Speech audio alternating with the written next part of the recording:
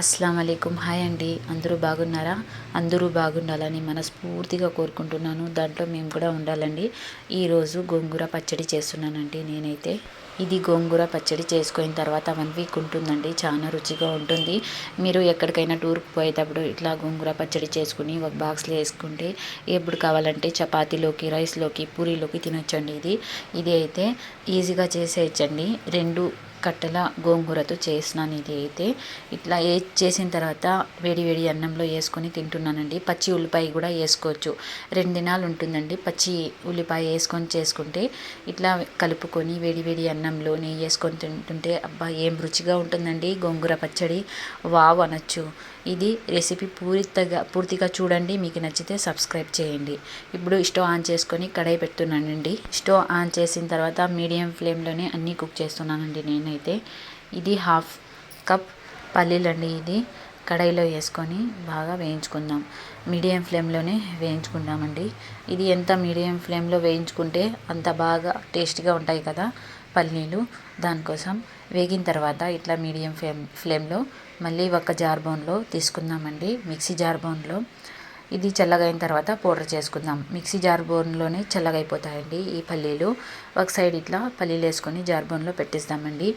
ఇట్లా పెట్టేసిన తర్వాత మళ్ళీ పౌడర్ చేసుకుందాం. మళ్ళీ ఇది చల్లగైన తర్వాత అదే కడాయిలో 2 గరిటెలతో నూనె వేసుకుంటానండి. ఎందుకంటే ఇది గోంగూర కడిగేసి బాగా క్లీన్గా ఇది దీంట్లో ఆయిల్లోకి వేస్తున్నానండి నేనైతే. ఇది 2 కట్టలు గోంగూర అండి. ఇది రొంత ఫ్రై చేసుకోవాలా నూనెలోనే. అంత 2 గరిటె నూనెతోనే ఫ్రై చేసుకోవాలా.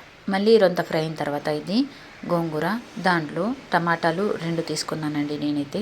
2 టమాటాలు, మళ్ళీ పచ్చిమిరపకాయలు ఒక 6 నుంచి 7 వరకు తీసుకున్నానండి. ఎక్కువ కారం తినేవాళ్ళు ఎక్కువ కారమైనా వేసుకోవచ్చండి. ఇంకా పచ్చిమిరపకాయలు ఎక్కువ పడతాయి. 3 గోంగూర కట్టలు అయితే ఇంకా పచ్చిమిరపకాయలు టమాటాలు క్వాంటిటీ పెరుగుతుందండి. ఇట్లా నేను 2 కట్టల గోంగూరతో నేను చేస్తున్నానండి ఈ రెసిపీ అయితే. మళ్ళీ ఇది బాగా వేయించుకోవాలండి. ఒక మూత మూసేసి వేయించే వరకు. ఇది పల్లీల పొడి చేసుకున్నానండి. ఇట్లా పల్లీల పొడి అయితే రెడీ అయిపోయింది. రెడీ అయిన తర్వాత పక్కన పెట్టేద్దామండి ఇది పల్లీల పొడి. మళ్ళీ ఇది చూడండి గోంగూర, టమాటాలు, పచ్చిమిరపకాయలు అంతా మగ్గిపోయినాయండి. రొంత చెమ్మ ఉండాలండి దీంట్లో. రొంత నీళ్ళు ఉంటే పచ్చడి బాగుంటుంది. మళ్ళీ దీంట్లో జీలకర్ర కూడా వేసినానండి. కొంచెం జీలకర్ర వేసినాను. జీలకర్ర వేస్తే కూడా టేస్ట్ చాలా బాగుంటుందండి. ఇట్లా ఉడకపెట్టేటప్పుడే జీలకర్ర వేసేయాల. మళ్ళీ చల్లగైన తర్వాత గోంగూర, టమాటాలు అంత చల్లగానండి. రొంత వేడివేడిగానే ఉంటాయి కదా ఎక్కువ. రొంత చల్లగైతే చాలండి. ఇట్లా పల్లీల పొడిలో వేసేసి పేస్ట్ చేసుకుందాం. ఇదంతా పచ్చడి చేసుకుందామండి. టమాటాలు ఇంకా పచ్చిమిరపకాయలు, గోంగూర అంతా వేసుకొని దీంట్లో తెల్లగడ్డలు కూడా వేసుకోవాలండి.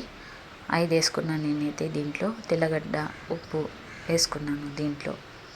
దీంట్లో పులుపు ఎక్కువ ఉంటుంది కదండి గోంగూరలో. చింతపండు వేసేది అవసరం లేదు.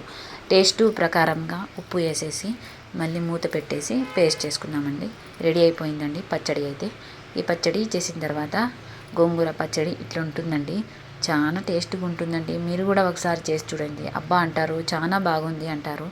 మళ్ళీ అది గోంగూర పచ్చడి అంత జార్ బౌన్లో తీసేసి ఒక బౌన్లో తీసేసి మళ్ళీ దీంట్లో ఒక ఉల్లిపాయ కచ్చాపచ్చ దంచుకున్నానండి. అది కూడా చట్నీ తీసిన తర్వాతనే ఉల్లిపాయ దంచుకున్నాను కచ్చాపచ్చ.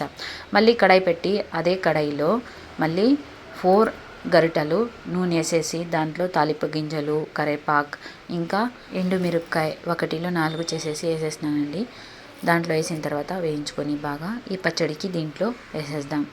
తాలింపు గింజలు అయితే శనగబ్యాళ్ళు, ఆవాలు, మినపగుళ్ళు, జీలకర్ర అంతా వేసేసి మళ్ళీ కరివేపాకు వేసేసి పచ్చ కరివేపాకు మళ్ళీ ఎండుమిరపకాయ వేసేసి బాగా ఫ్రై చేసిన తర్వాత దీంట్లో పచ్చడి వేసేసి బాగా 2 మినిట్స్ ఫ్రై చేసుకుందామండి. దాంట్లో ఆయిల్లో మగ్గబెట్టుకుందాం.